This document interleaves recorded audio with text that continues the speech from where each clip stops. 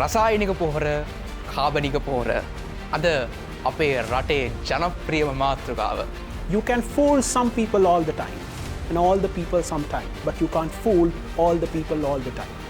දැන් තියෙන බීජ ගත්තොත් ඒවා හැදිලා තියෙන්නම රසායනික පොහොර වලට අනුව හැඩ ගැසිලා ඒ වගේම රසායනික පොහොර වලට විතරක් රිසල්ට් පෙන්වන්න විතරක්. රසායනික පොහොර දාපු නිසා මේ පසේ තියෙන සොයිල් කන්ඩිෂන් එක සොයිල් හෙල්ත් එක ගොඩක් අඩු වෙලා තියෙනවා. ඉතින් දැන් අපි දිගටම කිමිකල් පොහොර යූස් කරලා තියෙනවා. එකපාර නවත්තපුවාම මේ ප්‍රොඩක්ෂන් ලයින් අප් එක සම්පූර්ණ අවුල් වෙනවා. කිසිම ප්ලෑන් එකක් නැතුව මේ වගේ ලොකු ට්‍රාන්සිෂන් එකකට අපිට යන්න බෑ. දැන් අපි මේක අත්හදා බලන්නත් කලින් ගෝවින් මේක ප්‍රතික්ෂේප කළ ඉවර. කාබනික පොහොර රසායනික පොහොර කියන මාතෘකාව ඔවුන්ගේ ඔළුවේ තිබ්බට ඔවුන් දන්නේ නැහැ මේකේ වාසිය අවාසිය මොනවද. We are using the organic fertilizer for such a long time. කාබනික පොහොර කියලා කිව්වම සාමාන්‍යයෙන් මිනිස්සු දන්නේ මේ අසූචි කියලා. අසූචි විතරම නෙමෙයි කාබනික පොහොර කියන්නේ. රටක තිරසාර සංවර්ධනය සඳහා මේ කාබනික පොහොර භාවිතය ඉතාමත් අත්‍යවශ්‍ය වෙනවා.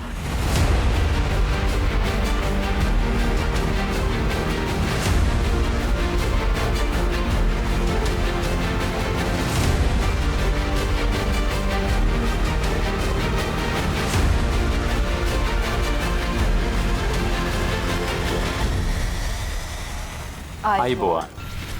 Shooting arrows of cold truth, bringing together only the best of the youth in Sri Lanka. You are watching Chalana TV's Seethala Ithala, the #1 youth show of the country. රටේ කතාබහට ලක් වෙන ලක් නොවන සමාජ ප්‍රශ්න පිළිබඳව යුගයේ තරුණයින් ඔබට කතා කරන වැඩසටහන චලන ටීවී ඔබේ යාළින්දයට ගෙනෙන සීතල ඊතල. As always, we have 6 speakers to talk about one important topic. Let's have a look at who they are.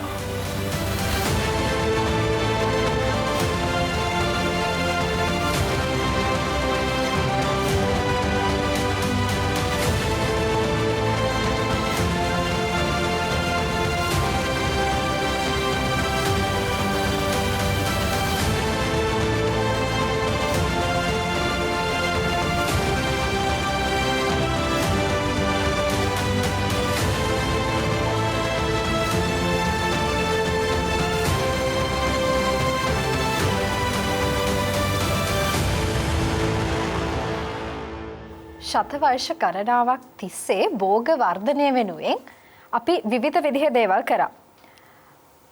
අඟුරු වෙන්නට පුළුවන්, යබොර වෙන්නට පුළුවන්.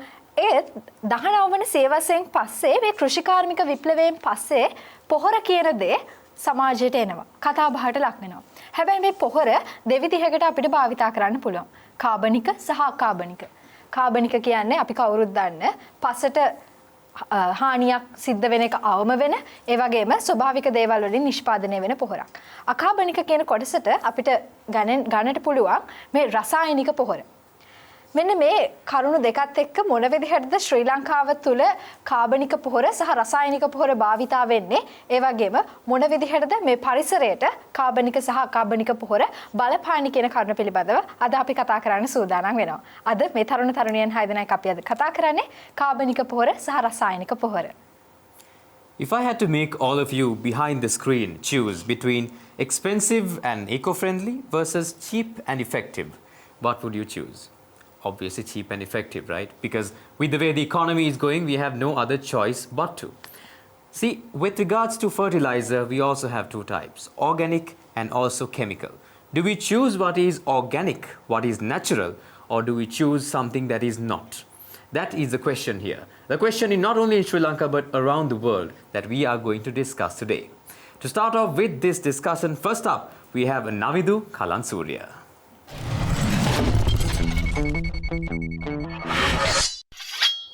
ඇමරිකාවේ ජනාධිපතිවරයෙක් වෙච්ච ඒබ්‍රහම් ලින්කන් මහත්තයා වරක මෙන්න මේ වගේ ප්‍රකාශයක් කරනවා.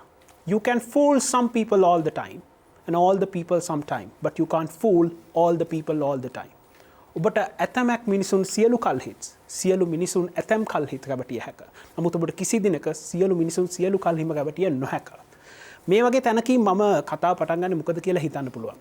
මොකද කාබනික හා රසායනික පොහොර කියන අපි අද කතා කරන මාතෘකාවට මම හිතන්නේ පාදක වෙලා තියෙන්නෙම රටේ තියෙන මීට වඩා උඩු වෙනත් ලොකු ප්‍රශ්නයක්. ඒක තමයි රටේ මේ වෙද්දි තියෙන විදේශ සංචිත වල අර්බුදය.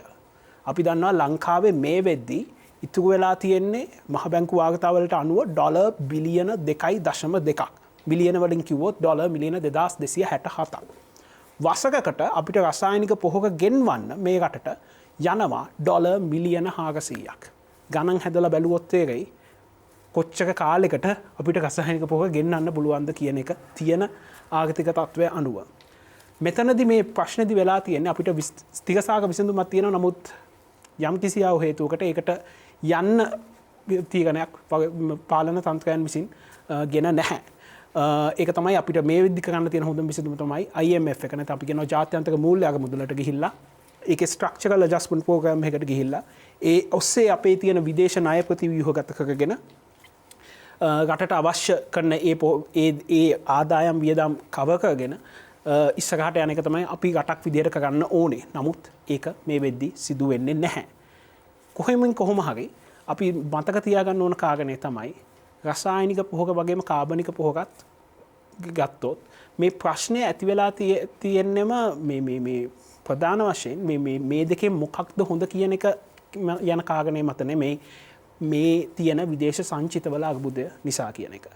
ඒ වගේම මේ කරන දේ ප්‍රායෝගිකද? ඒ කියන්නේ අපි කෙලින්ම රසායනික පොහොර භාවිතා කරන එක කිසිම මේක සැලැස්මකින් තොරව රසායනික පොහොර භාවිතා කරන එක ප්‍රායෝගිකද?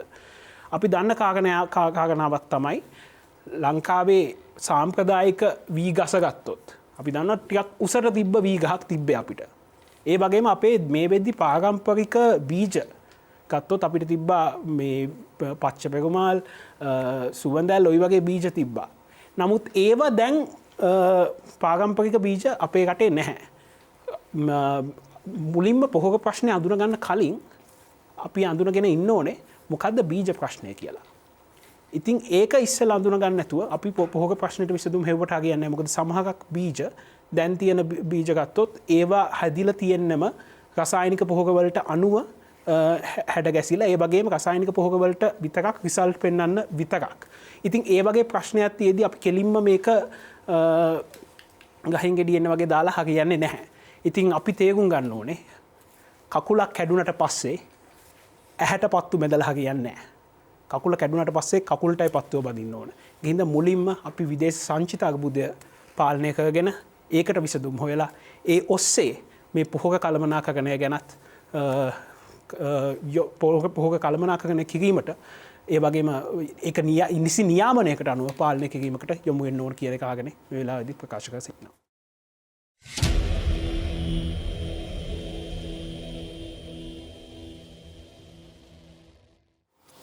In a place with no shade, the seed cannot bloom.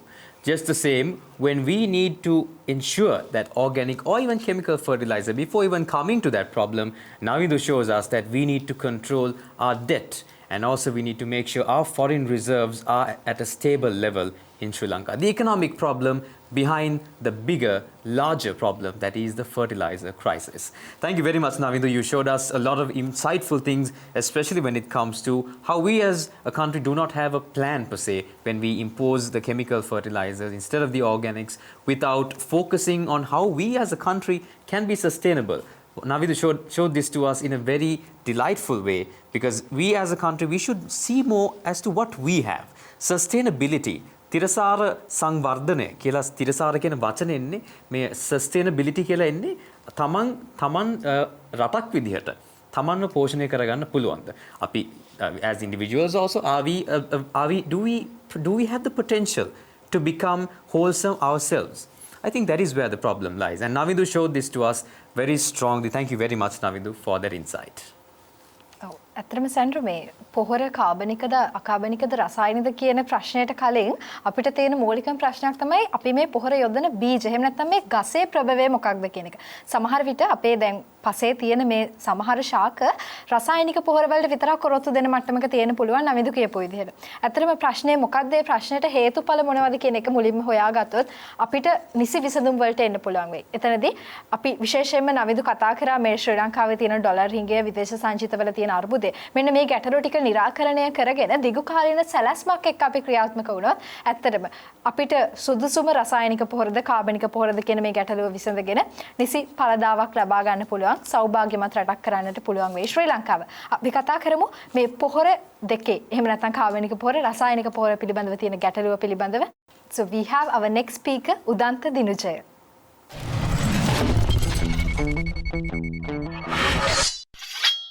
රටේ මේ වෙද්දි වැඩිපුරම කතාබහ වෙන මාතෘකාවක් තමයි රසායනික පොහොර ආනයනය කිරීම නැවැත්වීම. සම්පූර්ණයෙන්ම නවත්තලා තියෙනවා. ඉතින් ඊට කලින් මම කතා කරන්නම් ඇයි අපිට පොහොර අවශ්‍ය වෙන්නේ? අපිට පොහොර ඇත්තටම අවශ්‍ය වෙන්නේ මොකේටද? 1960 වෙද්දී ශ්‍රී ලංකාවේ මුළු ජනගහනය මිලියන 8ක් විතර වෙනවා. නමුත් 2021 වෙද්දී මිලියන 22කට ආසන්න ප්‍රමාණයකට මුළු ජනගහනය වැඩි වෙලා තියෙනවා.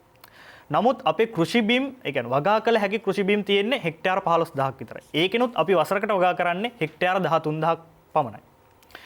මේ වෙනකොට මිලියන 21කට ආහාර නිපදවන්න සාම්ප්‍රදායික ක්‍රමයකට අපි ගියොත් අපිට මේ මිලියන 21කට ආහාර නිපදවන්න හම්බෙන්නේ නැහැ. ඒක නිසා අපි මේ ලැබෙන පළදාව බීජ වලින් ලැබෙන අපේ බීජ වලින් එහෙම නැත්නම් අපේ ගස් වලින් ලැබෙන පළදාව වැඩි කරගන්න තමයි අපි පොහොර යොදන්නේ. ඒ කියන්නේ අපේ ප්‍රොඩක්ෂන් එක ඇක්සලරේට් කරගන්න. අපි බලමු මේකේ සයන්ටිෆික් කොහොමද පොහොර ගස උරා ගන්න කියලා. සාමාන්‍යයෙන් නයිට්‍රජන් වගේ දෙයක් ගසක වර්ධනයට අනිවාර්යෙන් අත්‍යවශ්‍යයි. එතකොට 78ක් විතර නයිට්‍රජන් වායුගෝලය තියෙනවා. නමුත් ගසට ඩිරෙක්ට්ලි මේ නයිට්‍රජන් අවශෝෂණය කරගන්න බෑ තමන්ගේ ජීවන ක්‍රියාවලිය සඳහා. එතකොට ඒ උරාගන්නේ පසෙන්. පසට මේ නයිට්‍රජන් ගන්න සුද්ධ ජීවීන් විශාල කාර්යභාරයක් කරනවා. දිලීර, බැක්ටීරියා මේ වගේ ගොඩක් සුද්ධ ජීවීන් ගසක මුල්ලට ඉන්නවා. එතකොට එයාලා කරන්නේ වායුගෝලයේ තියෙන නයිට්‍රජන් පසට ඇතුල් කරගෙන පසෙන් මුල් හරහා ගසට ලබා දෙනවා. ඒක තමයි වෙන්නේ. එතකොට අපි දැන් මෙතන නෝමලි කාබනික පොහොර යූස් කරොත් එහෙම මේකේ ප්‍රොඩක්ෂන් ටයිම් ලයින් එක ප්‍රොඩක්ෂන් ටයිම් එක ටිකක් දිග වැඩි. නමුත් අපි යූරියා වගේ දෙයක් යූස් කරොත් එහෙම යූරියා වල 48%ක් වගේ ප්‍රමාණයක නයිට්‍රජන් තියෙනවා. මේක ප්‍රොඩක්ෂන් එක එක දිගට අර කාබනික පොහොර යූස් කරනවට වඩා වේගෙන් අපිට මේ ප්‍රොඩක්ෂන් එක වැඩි කරගන්න පුළුවන්. එතකොට ඒත් එක්කම ගොවියෝ ඇයි මේ පොහොර යූස් කරන්නේ? ගොවියන්ට ලංකාවේ ගොවියෝ ගත්තාම ධනවාදී ගොවීන් කවුරුත් නැහැ. ඔක්කොම ඉන්නේ ඉතාමත් අඩු වැටුපක් ලබන. එහෙමත් නැත්නම් තමන්ගේ හාවස්ට් එකට අඩුම මුදලක් ගෙවන රටක් විදිහට තමයි ලංකාවේ ගොවීන් සලකන්නේ. එතකොට ඔවුන්ට ඕනේ ඉතාමත් කෙටි කාලයකින් වැඩි ඵලදාවක් ලබා ගන්න. ඒක නිසා ඔවුන් මේ පොහොර භාවිතා කරනවා. එතකොට ඔවුන්ට පුළුවන් ඉතාමත් කෙටි කාලයක් තුල වැඩි ප්‍රොඩක්ෂන් එකක් ලබා ගන්න. ඒ වගේම තමයි මේ කෙමිකල් පොහොර, ඒ කියන්නේ රසායනික පොහොර දාපු නිසා මේ පසේ තියෙන සොයිල් කන්ඩිෂන් එක, සොයිල් හෙල්ත් එක ගොඩක් අඩු වෙලා තියෙනවා. ඒ කියන්නේ සුද්ධ ජීවීන් විසින් ස්වභාව ධර්මයේ විසින් කරපු දේ අපි මේක කෘත්‍රිමව කරන්න ගියා. කෘත්‍රිම මිනිස්සු විසින් නිෂ්පාදනය කරන ලද කෙමිකල් යූස් කරලා අපි කරන්න ගියා. එතකොට වෙන්නේ අර පසේ ඉන්න සුද්ධ ජීවීන් ප්‍රමාණය එන්න අඩු වෙනවා. කන්නෙන් කන්නේ අඩු වෙනවා. ඒ කියන්නේ එහෙම නැත්නම් අපි එක හාවස්ට් එකක් අරගෙන ඊළඟ හාවස්ට් එක ගන්න යද්දී පසේ ඉන්න සුද්ධ ජීවීන් ප්‍රමාණය ගොඩක් අඩු වෙනවා. එතකොට අපිට මේක ඔටෝමැටිකලි කන්ට්‍රෝල් වෙන සිස්ටම් එකක් නැහැ. ස්වභාව ධර්මයෙන් ඒක අඩු කරලා තියෙනවා අපි කෙමිකල් යූස් කරන හින්දා. එතකොට අපි මේ කරන්නේ දැන් කෙමිකල් පොහොර භාවිතා කරලා, කෙමිකල් ෆර්ටිලයිසර් භාවිතා කරලා මේක එක දිගට එක මට්ටමක පවත්වාගෙන යනවා. කොන්ස්ටන්ට් ලයින් එක පවත්වාගෙන යනවා. එතකොට මේ පොහොර එකපාරම නවත්තපුවාම ලංකාවේ වෙලා තියෙන දැන් අපි දිගටම කෙමිකල් පොහොර යූස් කරලා තියෙනවා. එකපාර නවත්තපුවාම මේ ප්‍රොඩක්ෂන් ලයින් අප් එක සම්පූර්ණ අවුල් වෙනවා. ඒක ආයේ ගොඩනගන්න බෑ ඔටෝමැටිකලි කාබනික පොහොර යූස් කරලා දවසින් දෙකකින් මාසෙන් එහෙම නැත්තම් මාසෙකින් මාස දෙකකින් එහෙම කරන්න අමාරුයි. එතකොට අපි කරන්න ඕනේ කාබනික පොහොර භාවිතයට ගන්න ඕනේ. නමුත් රසායනික පොහොර ටිකෙන් ටික අඩු කරමින් තමයි මේක ගන්න ඕනේ. මම මේක පිළිබඳව දෙවෙනි වටේදී ඉතාමත් ටිකක් වැඩිදින් කතා කරන්න බලාපොරොත්තු වෙනවා.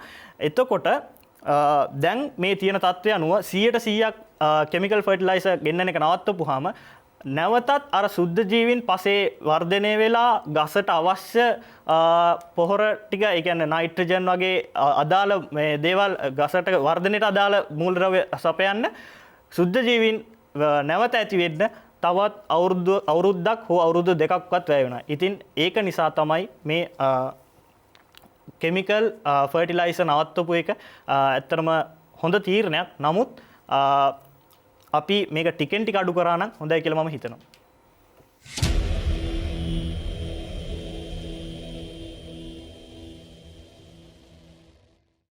රසායනික පොහොර ආනයනය කිරීම නැවැත්වීම හොඳ ක්‍රියාමාර්ගයක්. හැබැයි ඒක කරන ක්‍රියාමාර්ගය මොන වගේ වෙන්නද ඕනේ කියන එක බොහොම අපූර්වට උදන්ත අපිට පැහැදිලි කර දෙනවා. බොහොම ස්තුතියි. මේක දීර්ඝ කාලීනව සිදු කරගෙන යන ක්‍රියාමාර්ගයක්. ශ්‍රී ලංකාවේ හෝ වේවා ලෝකයේ හෝ වේවා ජනගහනයේ වර්ධනයත් එක්ක ඇතිවෙන මේ ආහාර අර්බුදයට පිළියමක් විදිහට වැඩිපුර අස්වැන්නක් අවශ්‍ය වෙනවා. ඒ සඳහා පොහොර භාවිතා කිරීම අනිවාර්ය සාධකයක් වෙනවා. හැබැයි අපි මේ පුරුදු වෙලා තියෙන ලේසියට පාවිච්චි කරන රසායනික පොහොර සම්පූර්ණයෙන්ම නවත්තන්නට කලින් කාබනික පොහොරේ පසට යොදන්නට අවශ්‍ය වටපිටාව හදා ගැනීම කාලීන අවශ්‍යතාවයක් වෙලා තියෙනවා. හොඳම දේ කරන්නට කලින් ඒට අවශ්‍ය වටපිටාව සකසා ගැනීම තමයි අපිට රටේ පුද්ගලයන් පුරවැසියන් විදිහට කරන්නට තියෙන දේ.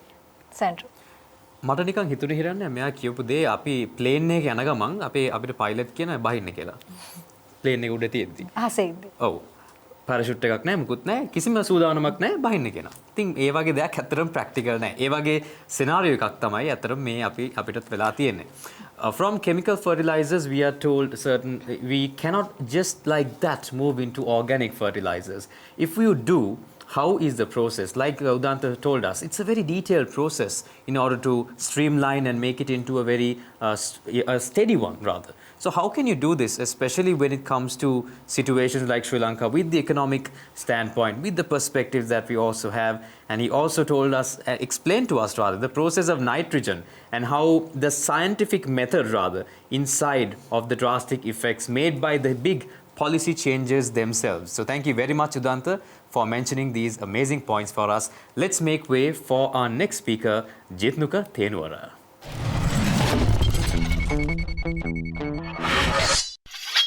ශ්‍රී ලංකා ප්‍රජාතාන්ත්‍රික සමාජවාදී ජනරාජ්‍ය මිනිස්සු වෙනස් වෙන්න කැමතියි කියලා වාචිකව කිව්වට ඇත්තටම වෙනස් වෙන්න කැමතිද කියන ප්‍රශ්නේ මේ මාතෘකාව තුළින් අපිට නිතර දැනෙන දෙයක්. මම බෙහෙවින් ස්තුතිවන්ත වෙනවා මෙවැනි ඉතාමත් මතභේදාත්මක සහ කාලීන මාතෘකාවක් ජනගත කිරීම පිළිබඳව. මුලින්ම අපි කාබනික පොහොරයන්ෙන් සාමාන්‍යයෙන් කියන්නේ සාමාන්‍ය නිර්වචනයක් ශාකමය අපද්‍රව්‍ය සහ සත්වමය අපද්‍රව්‍ය යොදාගෙන කිසිදු රසායනික ද්‍රව්‍යයක් නොදා සකස් කර ගන්නා පොහොර විශේෂයක් ලෙසයි. සහ රසායනික පොහොර යනු කෘත්‍රිමව සාදා ගන්නා ලද නයිට්‍රජන්, ෆොස්ෆරස් සහ පොටෑසියම් වැනි හා අනිකුත් රසායනික ද්‍රව්‍ය යොදාගෙන සාදා ගන්නා පොහොර විශේෂයක්. මේ කාබනික වගාව පිළිබඳ සංකල්පයට මම ඉතාමත් කැමතියි සහ ජනාධිපතිතුමා ගෙනාවු සංකල්ප ඉතාමත් වටිනා සංකල්පයක්. හැබැයි මේ යම්කිසි සංකල්පයක් ප්‍රොසෙස් වෙන්න රජයේ පැත්තෙන් සහ මිනිස්සුන්ගේ රටේ ඉන්න මිනිස්සුන්ගෙන් ලොකු කාර්යභාරයක් ඉටු කරන්න තියෙනවා. දැන් ඔබ හිතන්න ඉතාමත් වේගයෙන් යන වාහනයක් එක පාටම නැවතුනොත් මොකද වෙන්නේ? එක උඩ ගිහිල්ලා බිම වැටලා කැරකිලා බිම වැටෙනවා. ඒක තමයි අපේ ලංකාවට මේ වෙලාව වෙලා තියෙන්නේ. එක පාරටම අපි අවුරුදු ගාණක් තිස්සේ අපි රසායනික පොහොර පාවිච්චි කරලා එක පාරට නැවතුවම ලොකු ප්‍රශ්නයක් එනවා කියන එක ඕනම පුද්ගලයෙකුට ඕනම ප්‍රාථමික පුද්ගලයෙකුට තේරෙන දෙයක්. අනිත් එක තමයි රජයට විශ්වාසයක් තිබිලා මදි මේ කාබනික පොහොර ඉතාමත් සරුසාර විදියට අපේ ගොවිතැන කරගෙන යන්න පුළුවන් කියලා මුලින්ම මිනිස්සුන්ගේ අතර විශ්වාසය ගොඩනැගීම අනිවාර්යෙන් කරන්න ඕනේ. මුලින්ම කාන්තිම රජයට ඔක්කොම නවත්තන්න කලින් 15% විතර නවත්තලා එක ප්‍රදේශයක් අරගෙන එතන වගා කරලා ඒ ගැන පරීක්ෂණ පවත්වලා මිනිස්සුන්ට විශ්වාසය ඇති කරලා මේක ඇත්තටම ජනගත කරන්න සහ මේක විශාල තාක්ෂණික පසුබිමක් තියෙනවා. මේ තාක්ෂණික දැනුම නැතුව මිනිස්සුන්ට එකපාරට මේක කරගෙන යන්න බෑ. හැම දෙයකම සයන්ටිෆික් බේසිස් එකක් තියෙනවා. සයන්ටිෆික් බේසිස් එකක් නැතුව කොහොමද අපි දෙයක් කරගන්නේ? අපි දන්නවද කොච්චර පොහොර නිෂ්පාදනාගාරට ඕන දේවල් කිසිම ප්ලෑන් එකක් නැතුව මේ වගේ ලොකු ට්‍රාන්සිෂන් එකකට අපිට යන්න බෑ. අනිත් එක තමයි සමාජයේ දැන් ඕනම රජයක් විසින් එන්ෆෝස් කරන පොලිසි එකක් ප්‍රොසෙස් කරන්න ඒ ඉන්පුට් එක තිබ්බට මදි ඒ අවුට්පුට් එක එන සමාජයේ මිනිස්සු එකට ප්‍රොසෙස් එකට උදව් වෙන්න ඕන. දැන් අපි මේක අත්හදා බලන්නත් කලින් ගොවීන් මේක ප්‍රතික්ෂේප කළ ඉවරයි. මේක හරියන්නේ නැහැ. මේකෙන් අපිට වගා කරන්න බෑ. ඵලදාව අඩු වෙනවා කියලා. ඒ නිසා අපි දෙයක් දැනගන්න අනිවාර්යෙන් කරලා එක්ස්පෙරිමන්ට් කරලා බලන්න ඕනේ. at least මේ කන්නේ. අනිත් එක තමයි දැන් අපි හැමදෙනාම හිතනවා නම් මේක මේ රසායනික පොහොර පාවිච්චි කරන එක අපිට හැමදාම කරන්න පුළුවන් දෙයක් කියලා. ඒක හැමදාම කරන්න පුළුවන් දෙයක් නෙමෙයි. මොකද ඔබ දන්නවා මේ විද්‍යාත්මකව ඒක තහවුරු කරලා තියෙන එක දිගට කාබනික පොහොර පාවිච්චි කරොත් පස්සේ pH අගේ වෙනස් වෙනවා කියලා හැමෝම දන්න. එතකොට කලින් කතිකය කතා කරා වගේ මේ මයික්‍රෝ ඕගනිසම්ස්ලා මැරෙන්න පුළුවන්. ඊපස්සේ ඒ මයික්‍රෝ ඕගනිසම්ස්ලට නැතුව වෙන මයික්‍රෝ ඕගනිසම්ස්ලට තවත් පස නිසරු කරන්න පුළුවන්.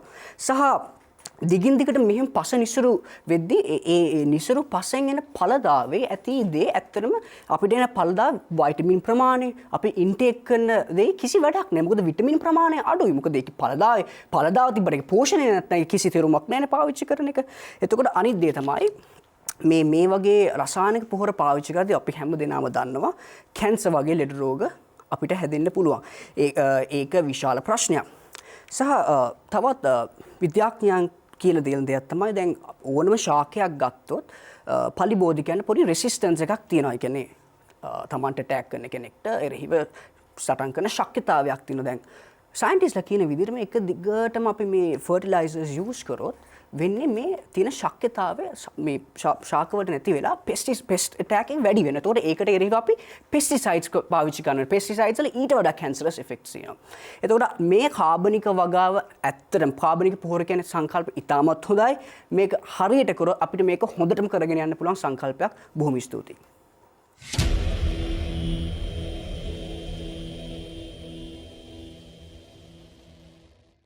Experimentation is always needed. Even in the scientific method itself, when you, without experimenting with using a control experiment and the primary experiment, you can't decide whether it will work for sure or not. Jitnuka, as always, brought us a very scientific explanation to this amazing topic and also highlighted some very important points such as how cancers are born out of these different types of fertilizers. And also it's not just the fertilizers themselves, but also the pesticides that you need to use on top of them, and how these things also bring very disastrous effects to the health. Because even if we do have the fruits, do we really have the desired nutrition level of those fruits coming into our bodies? What is the whole point of all of these decisions if at the end of the day we will only die sooner and the world will only be in chaos? Jitnuka raised this question without raising it in truth to all of us. Hirane? ඔව් ඇත්තටම මොකක් හරි අලුත් පුරුද්දකට අපි පුරුදු වෙන්න කලින් සැන්ඩ්‍රෝ මේ අපි අතර සහ මේ ජනතාව අතර විශ්වාසයක් ඇති කරන්න ඕනේ. මම හිතන්නේ අපිට වැරදිච්ච තැන මේක වෙන්නේ නැති. අපි මේ විශ්වාසය ගොඩනගන්නට නම් කොටස් වශයෙන් කාබනික පොහොර භාවිතය අවම වැඩි කරලා රසායනික පොහොර භාවිතය අවම කරන්නට තිබුණා. ඒ ජිත්නුකගේ මතේ. ඒ විතරක් නෙවෙයි ජිත්නුක අපිත් එක්ක කතා කරන මොන විදිහේ ලෙඩ රෝගද ඇති වෙන්නට පුළුවන්. ඒ වගේම තමයි මේ අලුතෙන් අපි කාබනික පොහොර වගාවට හුරු වෙද්දී පලිබෝධකයින්ගෙන් එල්ල වෙන ඒ ගැටලුත් එක්ක අපේ පලිබෝධනාශක වලට යොමු වෙන්න සිද්ධ වෙනවා. නැවත වරක් රසායනිකකරණයට ලක් වෙන්නට සිද්ධ වෙයි අපිට මෙන්න මේ ගැටලුව නිසා. අපි තවත් කතා කරමු. කාබනික පොහොරද රසායනික පොහොරද එහෙම නැත්නම් මේ දෙකම එකටද භාවිතා කරන්න ඕනි කියන කාරණා පිළිබඳව මේ කෙටි විරාමයෙන් අනතුරුව.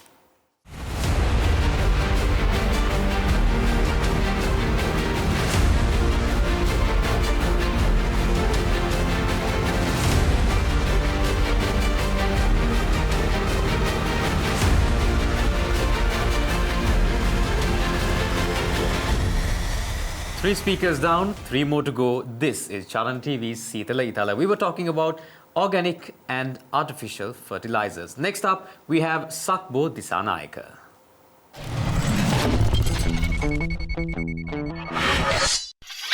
කාබනික පොහොරද රසායනික පොහොරද මේ දවස්වල වැඩිපුරම කතා වෙන මාතෘකාව තමයි මේ ප්‍රශ්නේ. ඇත්තටම කාබනික පොහොර කියන්නේ මොකක්ද? රසායනික පොහොර කියන්නේ මොකක්ද? කාබනික පොහොර කියලා කියන්නේ ශාකානුසාර පෝෂක පදාර්ථ සහිත ස්වභාවික ඛනිජ සම්පතක්. රසායනික පොහොර කියලා කියන්නේ ස්වභාවික නොවන අකාබනික ද්‍රව්‍ය වලින් සැදුම්ලත් රසායනික සංයෝගයක්. ඉතින් මේ වර්තමාන සමාජය තුළදී මේ කාබනික පොහොර භාවිතා කිරීමේදී යම්කිසි අසිරුතා දක්නට ලැබෙනවා. මොකද පාංශු ඵලදායිතාව පවත්වා ගැනීම සඳහා රසායනික පොහොරවල භාවිතයත් ඉතාම අත්‍යවශ්‍ය සාධකයක් බවට වර්තමානය තුළ පත් වෙලා තියෙනවා. ඉතින් අපි මේවල වාසි අවාසි පිළිබඳව ජනතාව දැනුවත් කළ යුතුයි. මුලින්ම අපි කාබනික පොහොරවල තියෙන වාසි පැත්ත ගැන කතා කරොත් එහෙම පසෙහි ව්‍යුහය ආරක්ෂා කර ගැනීම සඳහා පැවැත්ම සඳහා මෙය ඉතාමත්ම වැදගත් කාරණාවක් වෙනවා කාබනික පොහොර කියන දේ.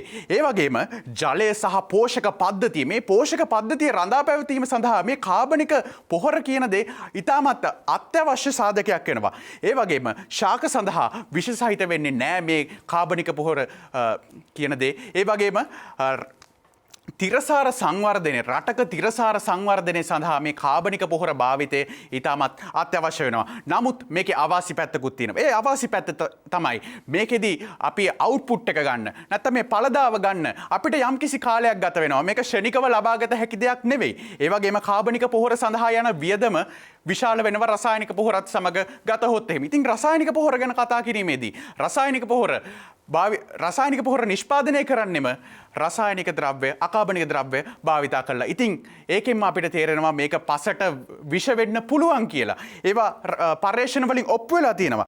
ඒ වගේම මේකේ වාසි පැත්ත කතා කරොත් එහෙම මේක නියම පදාර්ථ වලට අනුකූලව නිර්මාණය වී තිබීම හින්දා මේ ශාක වලට යම් තාක් දුරකට පළදාව ලබා ගැනීමේදී මේක හොඳ සාධකයක් බවට පත් වෙනවා. ඒ වගේම වියදම අඩුයි. ඇත්තටම අපි දැන් කතා කරන්න ඕනේ ඇයි මෙච්චර හොඳ දෙයක් කාබනික පොහොර කියලා කියන්නේ හොඳ දෙයක්. ඇයි මේ හොඳ දේ අපිට ඉම්ප්ලිමන්ට් කරන්න බැරි? ඇයි අපිට මේකට ජනතාවට යවන්න බැරි? මට තියෙන එකම උත්තරේ තමයි මේක එක දවසකින් කරන්න පුළුවන් දෙයක් නෙමෙයි. මේකට දින ගණනාවක් ගත වෙනවා. මාස ගණන්, අවුරුදු ගණන්, සමහර විට අවුරුදු 5ක් ගත වෙන්න පුළුවන්. මොකද අපේ පසත් හුරු වෙලා තියෙන්නේ රසායනික පොහොර වලට. ඉතින් මේ රසායනික පොහොර වලට හුරු වෙච්ච පස නැවතත් අපේ පැරණි කාලේ තිබ්බ වගේ කාබනික පොහොර වලට හුරු කරන්න නම් අපිට ලොකු කාලයක් ගත වෙනවා. ඒකටත් අපි ඉඩ දිය යුතුයි. ඒ හින්දා අපිට මිශ්‍ර ක්‍රමයක් දැනට භාවිතා කිරීම සුදුසුයි. ඒ වගේම රටේ ගොවීන්ට, ගොවි මහතුන්ට, ඒ වගේම රටේ ඉන්න මහජනතාවට මේ පිළිබඳව යම්කිසි දැනුමක් ලබා දීම, අවේර්නස් කැම්පේන් එකක් සිදු කිරීම අත්‍යවශ්‍ය සාධකයක්. දැන් අපි ගත්තොත් එහෙම කාබනික පොහොර, රසායනික පොහොර කියන මාතෘකාව ඔවුන්ගේ ඔළුවේ තිබ්බට ඔවුන් දන්නේ නැහැ මේකේ වාසි අවාසි මොනවද, මේකෙන් අපිට කරන්න පුළුවන් මොනවද. ඒ වගේම අපි මේ දවස්වල කන්නේ මොනවද? අපි කන්නේ විෂ. ඉතින් මේ වලට හොඳම විසඳුම තමයි කාබනික පොහොර. ඉතින් මම යෝජනා කරන්නේ ගොවියනුත් රැකිලා අපිත් රැකිලා කාබනික පොහොර ලංකාවට ගේමු. ටිකක් කල් ගත වෙයි, ඉවසමු. නමුත් මේ දේ අපි හොඳින් කරමු. බොහොම ස්තුතියි.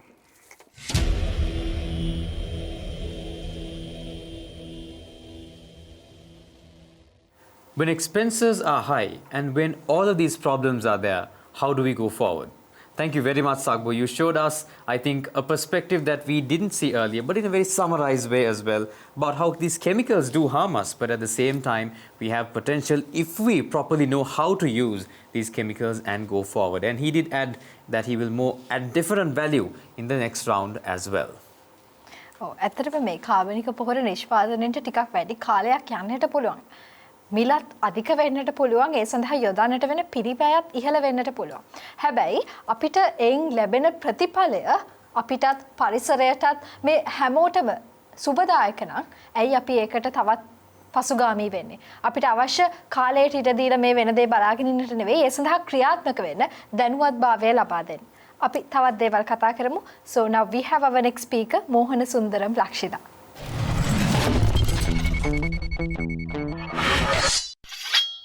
So world's population is 7.9 billion right now, and it will increase up to 9 billion on 2050. So there is gonna be a huge demand for the food. So to the survival of the humankind, there should be a safe and sufficient food.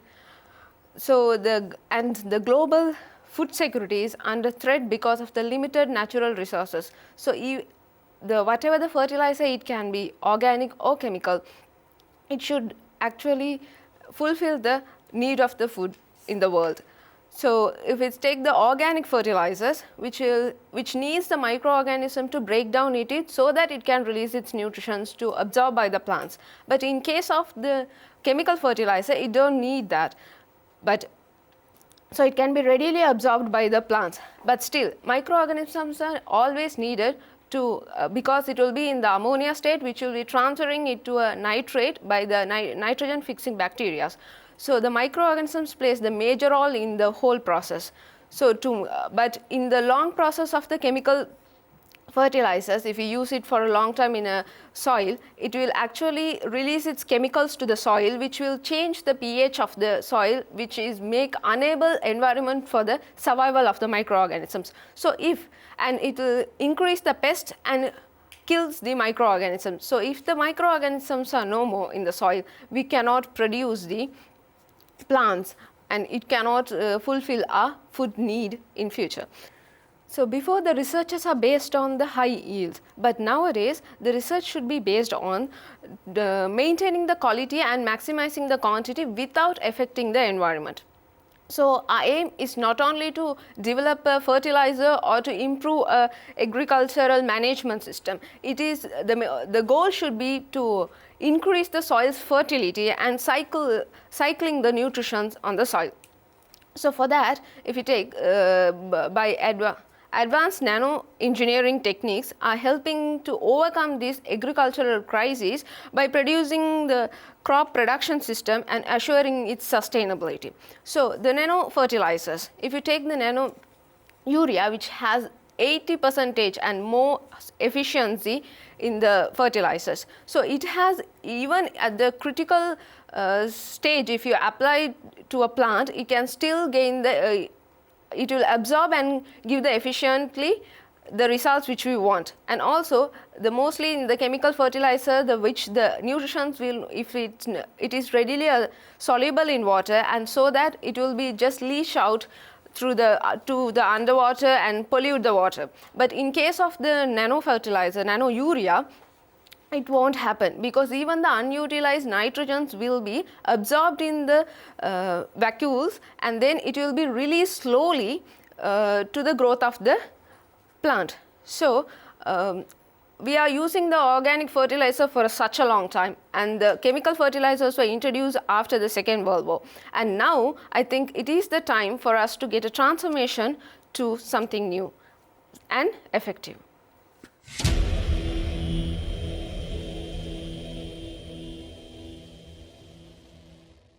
කාබනික පොහොර ඒ වගේම රසායනික පොහොර මේ දෙකේම වාසි අවාසි දෙවිදිහටම පාවිච්චි වෙන්නට පුළුවන් භාවිතා වෙන්නට පුළුවන්.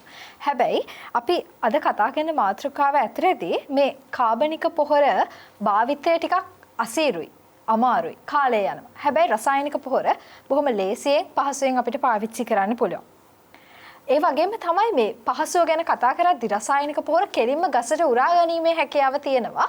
ඒ වුණාට මේ කාබනික පොහොර වලට ශුද්ධ ජීවීන්ගේ සහයෝගයත් අවශ්‍යයි ගසකට උරා ගන්න. මෙන්න මේ කරුණු පිළිබඳව තමයි මෝහන සුන්දරම් ලක්ෂිලා අපිත් එක්ක මේ විදිහට කතා කරේ. Thank you very much Lakshila for giving us these insightful points. Yes.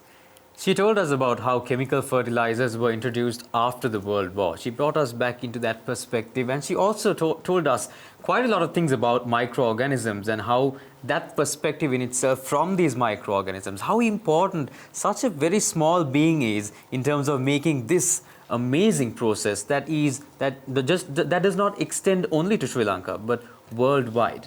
How it happens because of a few single microorganisms. So thank you very much Lakshila for showing us that important perspective that we needed at the end, towards the very end of this discussion. Going on to our next speaker, however, we have Janithu Liyanage.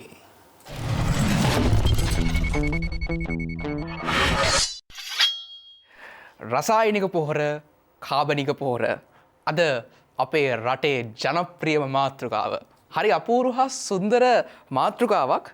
ඒකම තමයි මම එක ගැන කතා කරන්න ගොඩාක් ආසාවෙන් හිටියේ.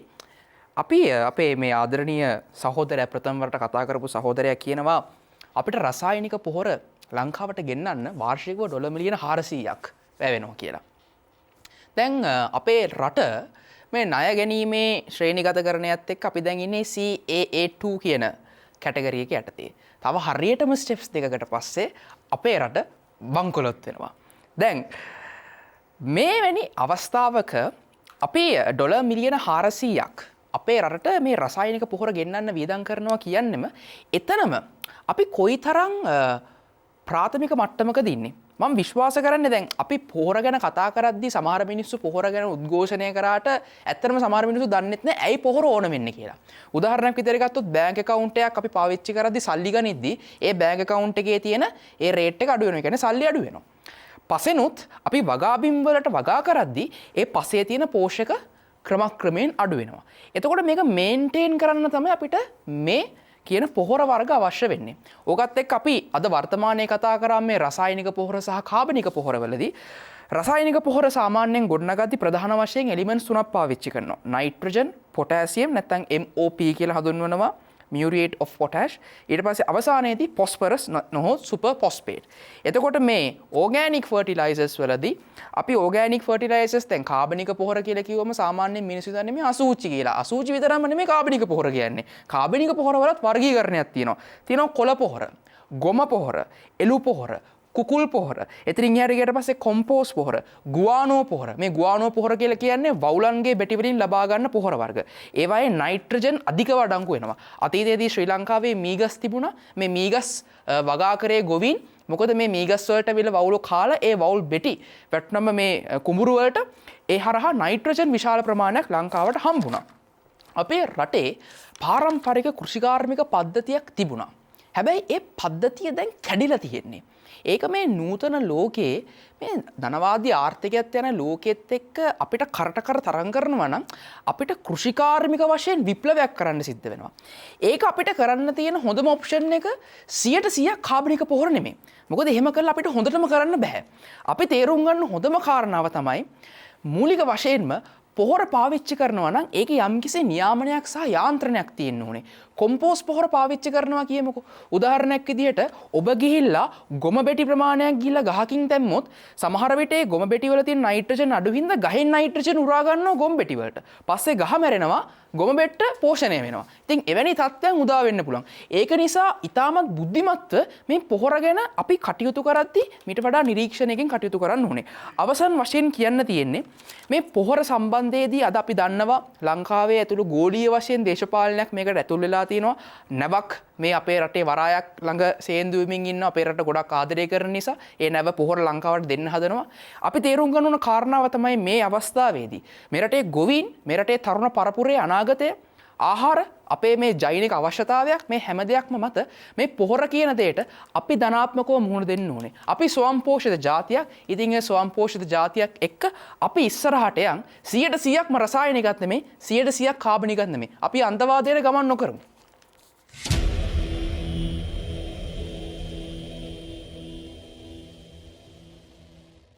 To be a truly sustainable nation, let's make sure not to dive into extremism, but to have a balance of everything. That is what Janithu showed us today. Thank you very much, Janithu, for those wonderful words of wisdom, I would say, by also showing us the technicalities of things. He showed us and took us a little further when we thought we couldn't even go further in this topic, by showing us the different types of fertilizers, especially organic, and also when it comes to the chemical fertilizer, the different many types of it. Clinically, he analyzed the whole topic for us and told us that we should, as a nation as well, make sure that we unite and we do not show a difference in extremism by going into one type of fertilizer all too much, but having a balance. And in that speech, he mentioned to us how important a balance is in everything as a nation going forward. ඇත්තටම සැන්ඩ්‍රු මේ අපි ඉස්සර ශ්‍රී ලංකාව හැදෙන්නේ පෙරදිග ධාන්‍යාගාරය කියලානේ. ලංකාව පාරම්පරික කෘෂිකාර්මික රටක්. හැබැයි අද වෙන විට මේ වැඩි වෙන ජනගහනය, ආහාර අර්බුදයන් එක්ක වෙන්නේ නැති අපි ඕල්ටර්නේටිව්ස් වලටත් යනවා මේ කෘෂිකාර්මාන්තය ඇතුලේ. එතනදී අපි භාවිතා කරන පොහොර පිළිබඳව තමයි අද මේ කතා කරන්නේ. එතනදී ජනිතු බොහොම අපූර්වවට අපිව අවසාන කොටසකට අරගෙන යනවා. අපි 100% කාබනික පොහොර භාවිතය කරන එක සුදුසුයි කියලා අනුමත කරන්නේත් නැහැ. 100% රසායනික පොහොර භාවිතය සුදුසුයි කියලා අනුමත කරන්නේත් නැහැ. මේ දෙකේ සුසංයෝගයක් වෙන්නට පුළුවන්. එහෙමත් නැත්නම් නිවැරදිම දේ වෙන්නට පුළුවන්. අපි තෝරගන්නට අවශ්‍ය වෙන්නේ. ඒ නිසා කාබනිකද රසායනිකද මේ දෙකමද කියන කරුණ පිළිබඳව අපි සාකච්ඡාවටදී කතා කරමු. මේ කෙටි විරාමයෙන් අනතුරුව.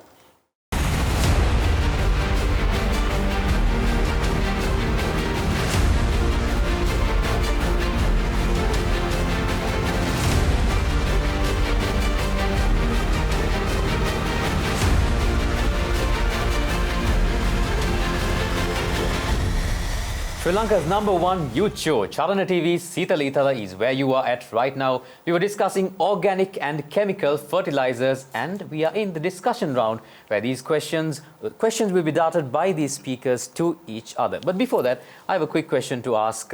Now, in terms of what we were discussing, can somebody enlighten us? I think something that we missed was how important and urgent the question of these kidney diseases are when it comes to fertilizers. Now, would you like to entertain us as to how critical this situation is, especially in the upper parts of Sri Lanka?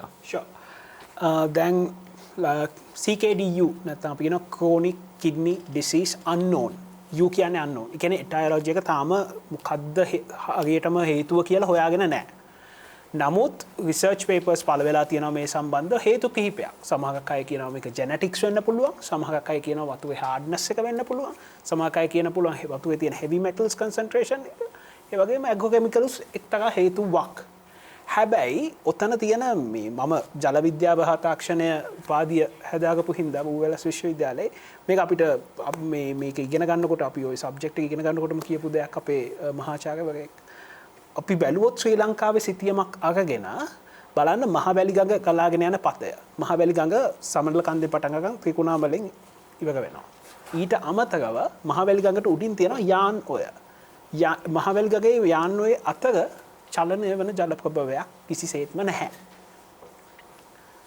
වගදව තේරුම් ගන්න එපා. මං කියන්නේ මේක එක හේතුවක් වෙන්න පුළුවන්. කියන හේතු කිහිපයක් තියෙනවා. මේක නිශ්චිත හේතුවක් එක්තරා හේතුවක් වෙන්න පුළුවන්. සහ අපි බැලුවොත් පේනවා අර දෙක අතර තමයි ඔය යාන් ඔයත් මහවැලි ගඟේ ඒ ත්‍රිකුණාමලයේ අතර මේකෙදි තමයි අපිට හම්බෙන්නේ පොළොන්නරුව සහ ඔය CKDU තියෙන කියන්නේ වකුගඩු රෝගයට මුහුණ දීලා තියෙන ඒරියාස් ටික. ඔතන ප්‍රධානම හේතුවක් තමයි ආ චලනය වෙන ජල ප්‍රභවයන් නැති වුනහම ඔය ඇග්‍රෝකෙමිකල්ස් ගොවිතැන් වලට පාවිච්චි කරනවා. අන්තිමේදී ඒව ගිහිල්ලා ඉතුරු වෙන්නේ වැව් වල. වැව් වල ඉතුරු වුනහම ඔතන අපි දන්නවා මේ ගොඩක් මිනිස්සු ඔතන ඉන්න දුප්පත් ජනතාව සමහර කයට වතුර බිලක්වත් ගෙවා ගන්න සල්ලි නැහැ. ඔක්කොම ගන්න වැබෙන්. සහ වැබේ තියෙන මාළු කනවා, නෙළුම් මල කනවා. ඉතින් ඒවත් එක්ක ඔය හෙවි මෙටල්ස් කියන එක ඇඟ ඇතුළට එනවා. වගදවා තේරුම් ගන්න එපා මේක නෙමෙයි එකම හේතුව. CKDU කියන එකේ ටයලොජි එක. ඒ කියන්නේ හේතුව තාමත් unknown. හරිද? මම ඒක ඊටාම පරිස්සමින් මෙන්ෂන් කරන්න ඕන දෙයක්. මොකද ඒක තාමත් තියෙන unknown. එක්තරා නිශ්චිත හේතුවක් හොයාගෙන නැහැ. නමුත් මේක heavy metals වතුර තියෙන එක එක්තරා ප්‍රධාන හේතුවක්. ඉතින් හරි water treatment project එකක් establish කිරීම මගින් අපිට පුළුවන් එතන තියෙන ওই වකුගඩු රෝගය හැදෙන්න පුළුවන් එක හේතුවක් eliminate කරලා දාන්න. ඉතින් මේ ඔතන වකුගඩු රෝගය ගැන කියන කතාත් එක්ක කියන්න තියෙන එකක් මොකද ඒක මම හිතන්නේ මේ වෙද්දි ගොඩක් මාකට් කරන එකක්. වකුගඩු රෝගය හැදෙන්නේ මෙන්න මේ හේතුව හින්දා කියලා. ඇග්‍රෝකෙමිකල්ස් හින්දා කියලා. නමුත් ඇග්‍රෝකෙමිකල්ස් කියන්නේ ඒක නමුත් ප්‍රධාන හේතුවක් තමයි අපි ඔය ගත්තොත් ඔය ඒරියා එක. නැත්තම් අපි හිතන්නකෝ ගාල්ලෙක් කුඹු ගවනවා මාතකත් කුඹු ගවනවා. මිනිස්සුන්ට වකුගඩු රෝග තියෙද. ඔය සකල මේ හයිපොතීසිස් එකත් එක්කගෙන බලද්දී අපිට හිතන්න තියෙන අන්න ඒක. ඉතින් ඒකට අපි හොඳ වතුර ට්‍රීට්මන්ට් ඒ කියන්නේ වෝටර් ට්‍රීට්මන්ට් ප්‍රොජෙක්ට් එකක් හිතෙන්ට ගෙනාවොත් ඒ පළාත් වලට මම හිතන්නේ ඔය වකුගඩු රෝගීන් මම කියන්නේ සම්පූර්ණයෙන් අයින් වෙනවා කියලා. මොකද තාම ටයලොජි එක ගන්න ඕන හින්දා. නමුත් යම් ප්‍රමාණයකට අඩු කරගන්න හැකියාවක් තියෙනවා. අනිවාර්යයෙන්. වකුගඩු රෝග විතරක් නෙමෙයි නේද දැන් මේ රසායනික පොහොර භාවිතය නිසා විවිධ ඊට එහාට ගියපු ලෙඩ රෝග වුණත් අපේ ජනතාව අතරට යන්න පුළුවන් වෙයි නේද? අපි දැන් විශේෂයෙන්ම උතුරු මැද පළාතේ ඔය ගැටලුව බහුලව භාවිතා වෙන. ඒ වුණාට අපි එහෙ උතුරු මැද පළාතේ නිපද වෙන සහල් ආහාරයට ගන්නවා වෙන්නට පුළුවන්.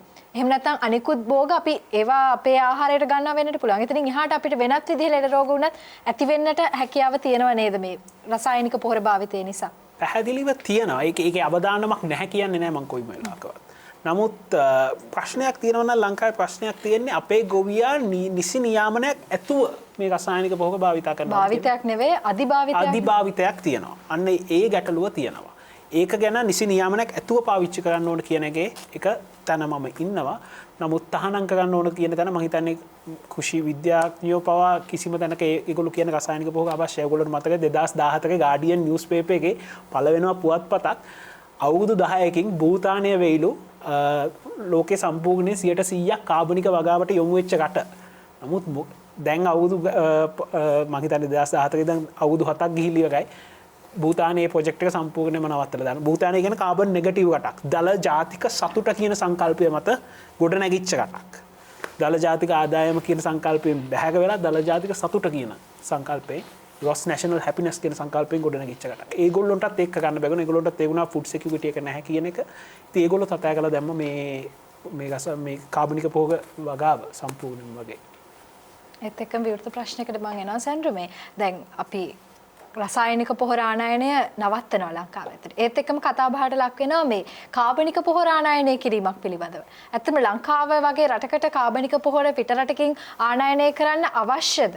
එහෙම නැත්නම් ලංකාව ඇතුළේ ඇයි අපිට මේක නිෂ්පාදන ක්‍රියාවලිය සාර්ථකව කරගන්නට අවශ්‍ය පසුබිම නිර්මාණය වෙන්නේ නැත්තේ?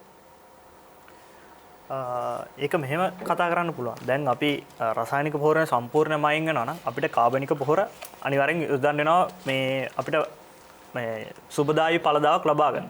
නමුත් කාබනික පොහොර අර එක දවසින් දෙකෙන් හදන්න බෑ. මේක ඇවිල්ලා අපි ගෙදර හදන කොම්පෝස්ට් එකක් නෙවෙයි. අර අපි ගෙදර ඉඳුල් වතුරයි අපේ ගෙදර මිදුළු අතු ගාලා අයින් කරන රොඩු ටිකයි ඔක්කොම දාලා හදන කොම්පෝස්ට් එක වගේ නෙවෙයි කාබනික පොහොර එක. යම්කිසි ප්‍රමිතියකට යම්කිසි අදාළ සංයෝග එකට මික්ස් කරලා ඔක්කොම ඉන්ටග්‍රේට් කරලා තමයි මේ කාබනික පොහොර කියන එක හදන්න ඕනේ. ඒ කියන්නේ ගස් වලට හැමදේම අවශ්‍ය නැහැ. අදාළ දේවල් ටික එකට එකතු කරලා තමයි දෙන්න ඕනේ. එතකොට මේකට ලොකු ටෙක්නොලොජි එකක් තියෙනවා මේ කාබනික පොහොර හදද්දි. මේ ටෙක්නොලොජි එක ඕනේ, ලේබර් ෆෝස් එක ඕනේ, මේකට අවශ්‍ය බඩු ඕනේ. එතකොට මේ බඩු ලංකාවේ හදන්න බෑ. ඒවා පිටරටින් ඉම්පෝට් කරන්න ඕනේ. එතකොට එතන ලොකු ඉන්වෙස්ට්මන්ට් එකක්. හරිද? එතකොට දැන් මම කාබනික පොහොර නිෂ්පාදනය කරනවා නම් මම ඉන්වෙස්ටර් කෙනෙක් විදිහට මම මගේ සල්ලි වියදම් කරලා මම ඉන්වෙස්ට් කරලා හදනවා ලොකු කාබනික පොහොර නිෂ්පාදනය කරන කම්හල. නමුත් මේක ඇවිල්ලා මේ දැන් මේ තියෙන තත්ත්වය අනුව මේක ඇවිල්ලා රජ්‍ය ප්‍රතිපත්තියක් නෙවෙයි, ස්ටේට් පොලිසි එකක් නෙවෙයි, මේක ගවර්න්මන්ට් පොලිසි එකක්. ගවර්න්මන්ට් එක මාරු වෙන්න පුළුවන් අවුරුදු කිහිපයකින්. මේ ගවර්න්මන්ට් එක ඉස්සරහට තියෙන්නත් පුළුවන්, තව අවුරුදු කිහිපයක මේ ගවර්න්මන්ට් එක නැති වෙන්නත් පුළුවන්. ඒ ගවර්න්මන්ට් එක නැති වෙද්දි ඊළඟට එන ගවර්න්මන්ට් එක ඇවිල්ලා ගවර්න්මන්ට් පොලිසි එකක් දැම්මොත් එහෙම අපිට කෙමිකල් ෆර්ටිලයිසර්ස්, ඇග්‍රෝ කෙමිකල්ස් ඕනේ කියලා අර ඉන්වෙස්ට් කරපු සම්පූර්ණ මුදලම අපත යනවා. එතකොට ඉන්වෙස්ටර්ස්ලා බයයි තාම කාබනික පොහොර හදන්න ඉන්වෙස්ට් කරන්න ලංකාව තුළ. මොකද මේක ඇවිල්ලා ගවර්න්මන්ට් පොලිසි එකක්. ඒක හරියට තේරුම් ගන්න ඕන. රාජ්‍ය ප්‍රතිපත්තියක් නෙවෙයි මේක ඇවිල්ලා ආණ්ඩුවේ ප්‍රතිපත්තියක්. ආණ්ඩු මාරු වෙන්න පුළුවන්. එතන එකක්. ඒ වගේම තමයි දැන් මේ අපි කාබනික පොහොර යූස් කරනකොට මෙතන සම්පූර්ණයෙන්ම ඇග්‍රෝ කෙමිකල්ස්ම අයින් කරලා තියෙනවා. ඇග්‍රෝ කෙමිකල්ස් කියන්නේ ඇග්‍රෝ කෙමිකල්ස් කොටස් දෙකකට බෙදන්න පුළුවන්. එකක් රසායනික පොහොර, රසායනික පලිබෝධනාශක. රසායනික පලිබෝධනාශක අතරේ තියෙනවා කෘමිනාශක, දිලීරනාශක, වල්නාශක. මේ ඔක්කොම මිනිස්සු විසින් හදපු ඒවා. දැන් අපි ඇග්‍රෝ කෙමිකල් සම්පූර්ණයෙන්ම නවත්තපුවාම අපිට පොහොර විතරක් හදලා මදි ලංකාවේ. කාබනික පොහොර විතරක් මදි. එතකොට කෘමීන්ගෙන් කෘමීන් අයිල් ඇටැක් කරනවා අපේ බෝග වලට. එතකොට වල් හැදෙනවා. ඒවා නැති කරන්න ඕනේ. එතකොට පලිබෝධනාශක ඕනේ අපිට. ඒ ඔක්කොම හදන්න ගියොත් අපිට මේ පොහොර කියන එකම විතරක් නෙවෙයි ලංකාවේ හදන්න වෙන්නේ. මේ හැමදේම හදන්න වෙනවා. එතකොට මම හිතන්නේ මේ වගේ ඉන්වෙස්ට්මන්ට් එකක් ලංකාවේ කෙනෙක් කරයි කියලා මේ වගේ ට්‍රෙට් එකක් තියෙද්දි, කියන්නේ ගවර්න්මන්ට් පොලිසි එකක් හින්දා මේ වගේ ඉන්වෙස්ට්මන්ට් එකක් කරලා මේ ඔක්කොම හදන්න පෙළඹෙයි කියලා හිතන්නේ. ඒක නිසා මම ආයෙත් කියනවා මේ කෙමිකල් ෆර්ටිලයිසර් නවත්තපු, ඇග්‍රෝ කෙමිකල්ස් නවත්තපු එක හොඳයි. නමුත් 100%ක්ම නවත්තන එක වැරදි. ඒ කියන්නේ අද කියලා හෙට ගැසට් කරලා මේක නවත්තනවා කියන එක වැරදි. ටිකෙන් ටික අපි මේකට හැඩ ගැහෙන ගමන් ටික ටික අඩු කරලා යම්කිසි සාධනීය මට්ටමකට ආවට පස්සේ මේක ඒ රේට් එකේ තියාගෙන යන්න පුළුවන් නම් ඊටමත් හොඳයි කියලා මම හිතනවා. පුංචි ප්‍රශ්නයක් ජනිතුටයි චිත්නුකටයි. පළවෙනි ඔයගොල්ලෝගේ කතිකාවතේ ඔයගොල්ලෝ කියනවා විශේෂයෙන්ම ජිත්නුක කියනවා අපි experimentation is needed and that with experimentation we need to see especially these farmers and all need this experimentation will lead to them finding solutions that maybe these pesticides, cancers and all will solve. ඒත් එකම ජනිතු අපිට කියනවා now when it comes to this we need a balance and most of you did agree with that. So Jitnuka and Janitu and everyone else for sure you can get involved as well. What is the balance we are seeking here? Is it and how do we achieve that? Farmers, the mindset that the farmers have. ගොවින්ට තියෙන්න ඕන මානසිකත්වය මොකද්ද? මොකද මේ episode එක ගොවියෙක් වුණත් බලනවා වෙන්න පුළුවන්. මොකද්ද ඔවුන්ට තියෙන්න ඕන මානසිකත්වය මේ දේ? මොකද අන්තිමට අපි ගත්තම ඒගොල්ලන්ට තමයි මේ ප්‍රශ්නේ එන්නේ. ඉතින් එතනදී මේ ප්‍රශ්නෙට ඔයගොල්ලන්ට මොකද්ද මොනවද තියෙන අදහස්? First of all, I would like to express something like this regarding the insecticides and pesticides that he was talking about. So the problem is, as we all mentioned, the farmers use these fertilizers excessively. So when you use these fertilizers excessively, what happens is that, as I explained earlier, the ability of the plant to resist those insects will plummet down, and that's one of the reasons why we have to use pesticides or insecticides or anything like that. But the problem is, what we have to understand is that these pesticides and insecticides, we cannot use them forever. The best example is that the DDT, where we used against mosquitoes, with time what happened was that the mosquitoes built up resistance against DDT and it didn't work on mosquitoes and we went to something else. So these pests and these insects will definitely build resilience against these insecticides and pesticides, and we have to move on to other chemicals. Then again move on to another chemicals. So this is going to be an entire chain of chemicals and we'll never end up using these chemicals. So these chemicals, as everyone have to agree, this is not good to our body. You know, even අපි කතාවට කියනවා හොඳ Apple කන්න පණුවන කියලා. ඒක ඇත්ත. ඒක ඔබ හිතන්න සතෙක්වත් කන්න නැති දෙයක් අපි ආමාශගත කරා කියන්නේ ඒකේ ලොකු ප්‍රශ්නයක් තියෙනවානේ. ඒතර ලොකු ප්‍රශ්නයක් තියෙනවා. ඒ කියන්නේ this is full of chemicals and all those pesticides and insecticides, they are not good. We agree, but problem is we cannot refrain from using pesticides and insecticides as well. So what I'm asking is that we have to be very innovative when it comes to finding alternatives for these things. And about the 50% thing, I think Janidu will explain further.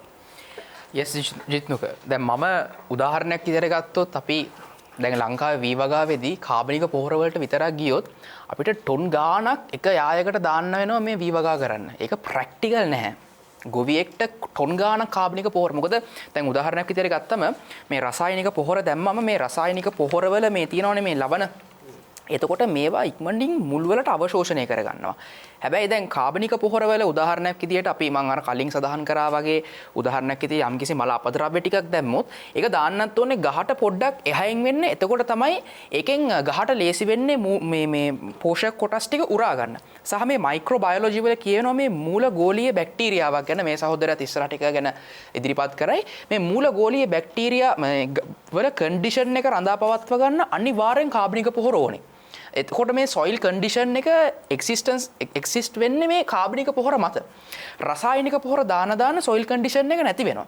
මම කියන්නේ අපිට පුළුවන් නම් කාබනික පොහොර හරහා soil condition එක maintain කරගෙන වැඩි ඵලදාවක් ලබා ගන්න ඵලදාවේ ශීඝ්‍රතාවයේ ඉහළ නංවන්න පුළුවන් විදිහට රසායනික පොහොර යොදන්න. අර මම කලින් කිව්වා වගේ 50ට 50 අනුපාතය මත ඒකත් යම්කිසි විද්‍යාත්මක නියමයකට අනුකූලව මම හිතනවා ලංකාවේ වැඩි ඵලදාවක් වගේම හොඳ සොයිල් කන්ඩිෂන් එක කියන දෙකම පවත්ව ගන්න පුළුවන් කියලා. තව චූටි දෙයක් ඉදිරිපත් කරන්න ඕනේ.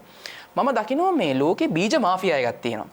මොකද මේ දැන් ඔය USA වගේ කන්ට්‍රීස් වලින් සමහර බීජ ඉදිරිපත් කරා ඒවට රීප්‍රොඩියුස් වෙන්න බෑ. ඒවා ජෙනටිකලි විකෘති කරලා තියෙනවා. අන්න රයිට්. ඒ සීඩ්ස් ඒගොල්ලෝ ඉදිරිපත් කරේ ඒගොල්ලොන්ට කමර්ෂල් වැලියු එකක් ගන්න. එතකොට මේ සීඩ්ස් ඇවිල්ලා මේ සීඩ්ස් වලට සමහර සීඩ්ස් තියෙන ඒවට කෙමිකල් ෆර්ටිලයිසර්ස් නැතුව ග්‍රෝ වෙන්නම බෑ. එතකොට ඒවට ඕගනික් ෆර්ටිලයිසර්ස් දැම්මට වැඩකුත් නැහැ. එතකොට මේක ඇතුලේ යම්කිසි මාෆියාවක් දකිනවා. මේක ඇතුලේ තියෙනවා පොලිටික්ස් කියන දේ. එතකොට අපි මෙතනදී මේ රටේ විධායක ඇතුළු අදාළ වගකීම් යුක්තන් ඉතාමත් සුපරීක්ෂාකාරී වෙන්න ඕනේ. මේ ආකාරයෙන් ෆර්ටිලයිසර්ස් පාවිච්චි කරනවා නම් මේ එක්කෝ මේ මොන වගේ බීජ පද්ධතියක්ද පරිසරයක්ද ලංකාවේ තියෙන්නේ. ඒ පරිසරයට මොන වගේ ෆර්ටිලයිසර්ස්ද ගැලපෙන්නේ. ඒ කියන ඇනලිසිස් එක මත මේ සොලියුෂන් එකට යන්න ඕනේ. අද අපි කතා කරේ බොහොම මේ බරපතල මාතෘකාවක් මොන විදිහටද මේ කාබනික පොහොර භාවිතය සහ රසායනික පොහොර භාවිතය මොන විදිහටද මේ දෙක නියාමනය කරන්න ඕනේ ප්‍රමිතිගත කරන්න ඕනේ කියන කාරණා පිළිබඳව. කතා කරන්න ගොඩක් දේවල් තියෙනවා මට කාලයට හරස් වෙන්න වෙනවා. ඒ නිසා අපි කෙටි විරාමයක් ලබාගෙන එමු. අවසාන නිගමනයන් 6ත් එක්ක මේ තරුණියන් 6 දෙනාගේ.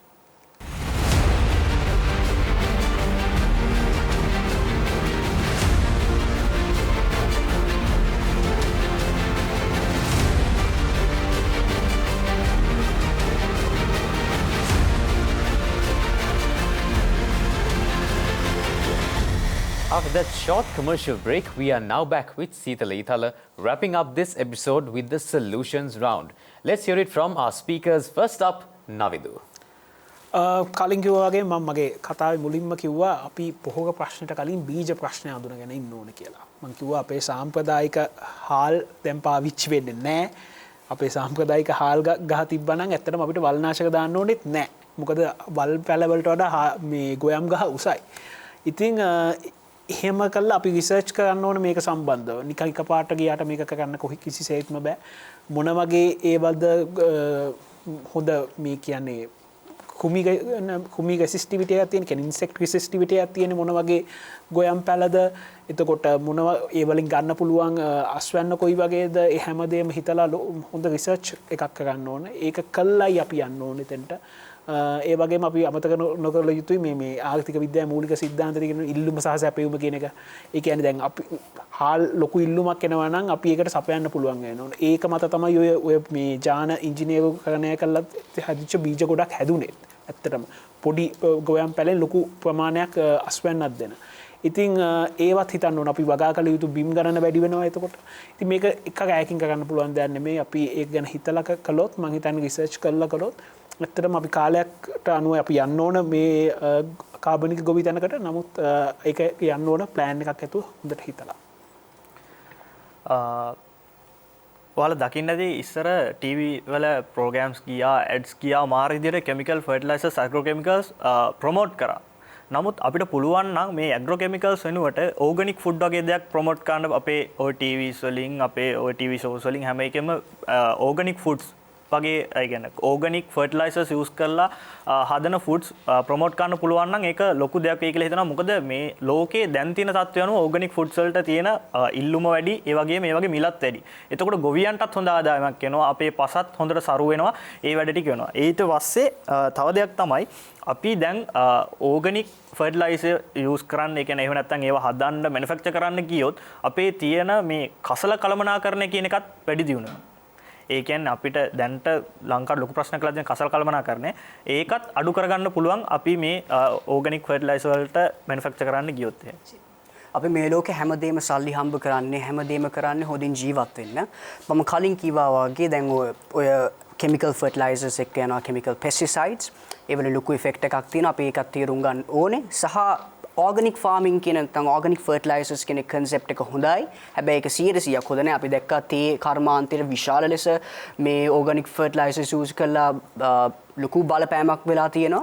ඒ නිසා අපි ඒවත් හිතන්න ඕනේ. ඒක තමයි කලින් අපි හොඳ research එකක් කරලා මුලින්ම අපි මේ research එකේ අපේ test results මිනිස්සුන්ට පෙන්නලා විශ්වාසයක් ඇති කළා මේක හොඳ නම් කරන්න කලින් බලන්න එපා හොඳද නැද්ද කියලා. හොඳ නම් අපි කරගෙන යමු. එතකොට අපිට හොඳ දියුණුවක් කරා යන්න පුළුවන් ශ්‍රී ලාංකිකයන් විශ්වවිද්‍යාලය. අපි මේවා නීතිගත කිරීමේදී සහ අපි මේවා ක්‍රියාත්මක කිරීමේදී මම හිතනවා අපිට process එකක් තියෙන්න ඕනේ. අපිට නිසි ක්‍රමවේදයක්. ඒකට අපිට performance measurement using a balance scorecard මේ method එක use කරලා කාබනික පොහොරද රසායනික පොහොරවල අපිට බලන්න පුළුවන් financial පැත්ත. ඊට පස්සේ අපිට බලන්න පුළුවන් internal process එක. ඊට පස්සේ අපිට human resources.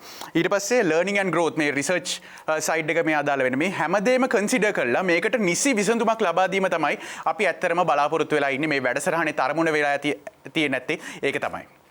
So both the fertilizers have its pros and cons. So as he said, we have to look for something which is balanced in it. So we should develop a suitable agriculture management which has on the advantages of both the fertilizers, so that it will get to our goal for reach the agricultural sustainability. And also mostly the microorganisms will be the one which will get affected. So microbial adaptability in chemical fertilizer is the main goal. It will be if we can the microbial adaptability in chemical fertilizers will help us get into the economically and environmentally friendly agriculture in the future.